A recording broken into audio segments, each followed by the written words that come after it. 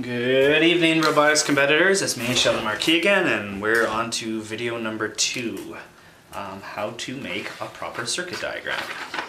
So basically, what we went over in the last video is what voltage, current, resistance, power, and fuses are. So I'm hoping that you watched the first video. If not, please go back and go over that, because I went over specifically what each one of these are.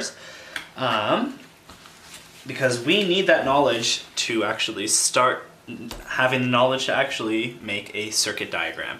So the first thing I want to go over is the symbols that we usually or typically use inside of a circuit diagram.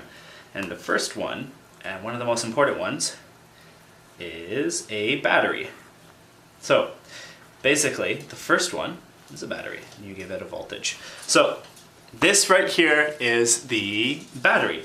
And what I want to see as a judge is basically what kind of voltage it has. And a secondary sort of information that'd be nice to have as well too is the milliamp hours that come with the battery. And that's usually posted or printed on the battery's packaging itself. So that's pretty easy information to show. And basically why I want to know this is its actual capacity of, or its ability of transferring current to whatever device is connected to it. So this right here is a battery. So that's our first symbol that we're going to want to know about. So next symbol we're going to want to know about is a disconnect switch. So we had talked about this in the previous video, but basically what a disconnect switch is, it's like a light switch that you have in your house. As soon as it's closed, the robot's able to run fine. As soon as you open it, obviously then the robot starts running. So this is the disconnect. Okay, next up, let's go over what I also want to see. I want to be able to see the fuses that you have inside of that, and there's no better way than to show me on the circuit diagram your fuse size. And what this actually symbol is a fuse. So my 5A in there means this fuse is rated to 5 amps. Usually for robotic platforms that could be 5, 7.5, 10, whatever. What I am looking for in a circuit diagram is a fuse's actual rating. And so this is a very important symbol to have. Next symbol that's very important to me is actually the motor. So this is a very simple symbol to draw, obviously. It's just an M with a circle around it. I'll call that the motor. And we use this to denote the motors that are being used on the robot. Typically, if you want your robot to be running or moving or anything like that, you would obviously want a motor mounted onto your robot. And the information I'm looking for on here is basically, if you can get it, the RPM speed, so rotations per minute. If that's not available, that's totally fine. The next information I want to know about is the voltage that it runs at. Typically these runs at 12 or 24, but you could get all sorts of different motors.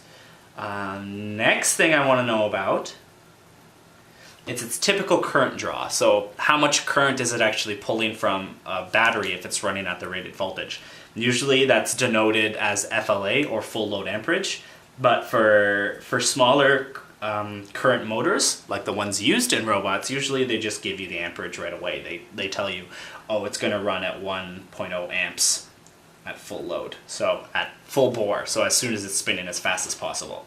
So voltage and amperage is very important to me, and obviously I could get power from that. If you wanted to combine that into one, just like we had learned before, power is equal to volts times amperage.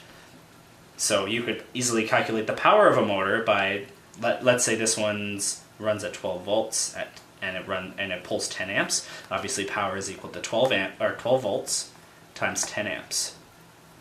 Which is equal to 120 watts. So this is a pretty big motor for a robot, obviously, but I just use it for example's sake. So the information I want to have is either power, or I want to have voltage, current, and preferably, but not necessary, the RPM rating of the motor.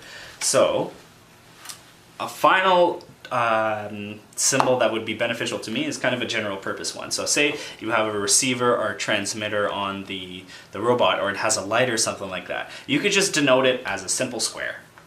And that's all I need to know in terms of the symbol, and you could write even the description to it. You could just see receiver. And the information I want for here is the same exact thing as before. For the motor is the voltage that it runs at, the current that it draws, or if you want to combine them, you could just give me the wattage of this receiver. So that's the most important information I want to have. Now, to give you an example of a good circuit diagram, I drew one just for you guys. Hopefully you could see it. Okay, let me zoom in.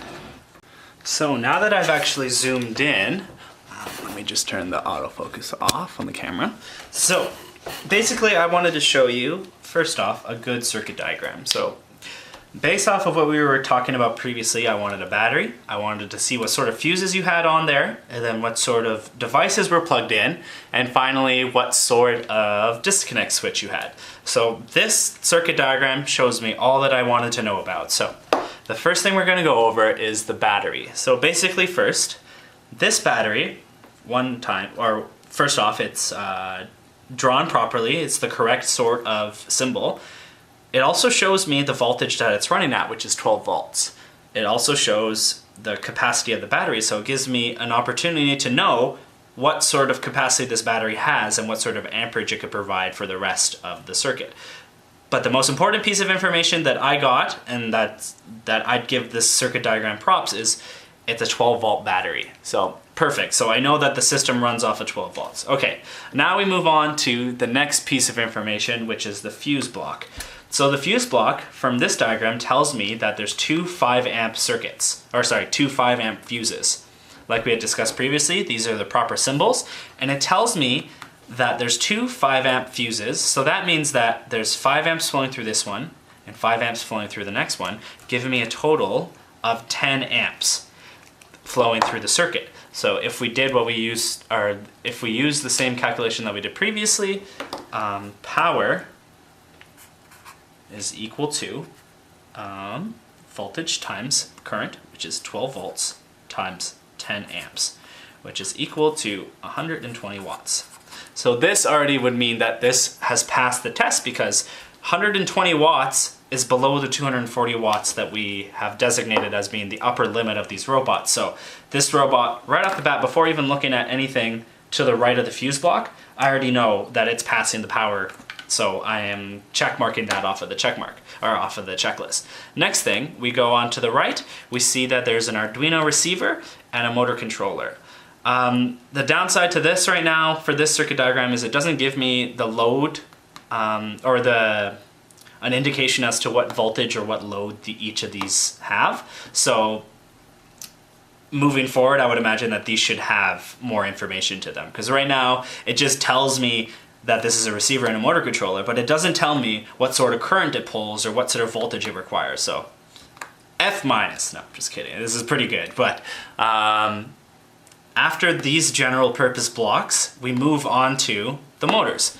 And this tells us there's two motors, and each one of them runs at 1 amp maximum. So that's telling me this motor and this motor, each one individually pulls 1 amp.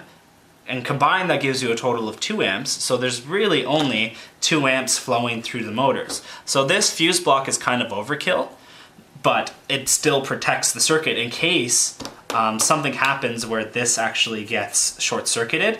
All of a sudden, this fuse block can still be protecting any of the circuits, because now that the motors have been shorted, the amperage suddenly goes up and then the fuses break. So I'm still satisfied with this.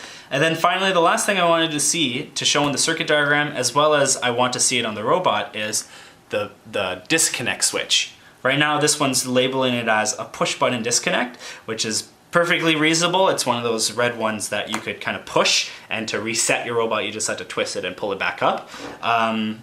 Seeing that on the circuit diagram shows that you have an understanding that there is a way to shut off the robot, which is exactly what we're looking for. So I'd give this circuit diagram a B+, mostly because it doesn't have as much information as I would hope it would have. Now, most students or most student teams pass with flying colors in terms of their circuit diagrams. But there's the odd case where sometimes the circuit diagram is it's not legible enough, or it doesn't have enough information for me to make a decision whether or not the robot is safe or not. And that's what I'm going to show you as a bad example. That example is right here if I line it up. This is a bad circuit, real bad. So I've seen examples of this in the past, and I wanted to give an example of it because this is something that's very obviously been done, like, I don't know, 20 minutes before the competition, and they don't have a full understanding of what the robot is doing or what sort of systems are on the robot. So right off the bat, wrong symbol for the battery. It's only labeled battery, so I don't know what voltage the system runs at. I don't know what fuses are in the fuse box. I don't know any of the characteristics of the motor controller or receiver. And the motors, all I'm being told is that it runs at 3,000 RPM and they're motors, but I don't know the current, I don't know the current draw, the voltage, or anything. So this would immediately fail because I have no idea, one, if you have an understanding or not of your robotic system, and two, I don't have any idea whether or not this robot could actually could actually run without bursting into flames. So this would pass, and I would refer them to other students' circuit diagrams that are similar to this if they wanted to see a better example. So in terms of circuit diagrams, for the most part, we want to be, well, we can't really be consistent because there's a lot of information you could put on a drawing, and it's limitless on what you could put. Like, I could put for the Arduino receiver, I could put the channels that it runs at, the frequencies that it receives, what sort of controller or what sort of integrated circuit board works on the Arduino.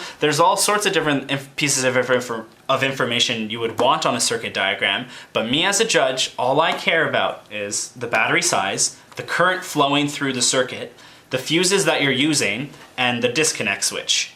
And obviously this one doesn't have a disconnect switch on it, but and of course, one more thing, I want to be able to know the motors and like what size of motors these are, so that I'm sure that the fuses are sized properly to fit the motors.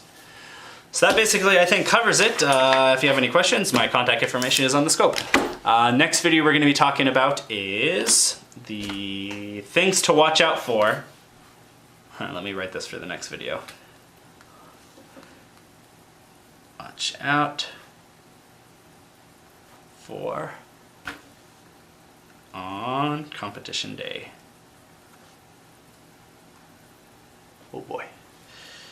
Yeah, so thanks for tuning in. I'll see you in the next video. Thanks.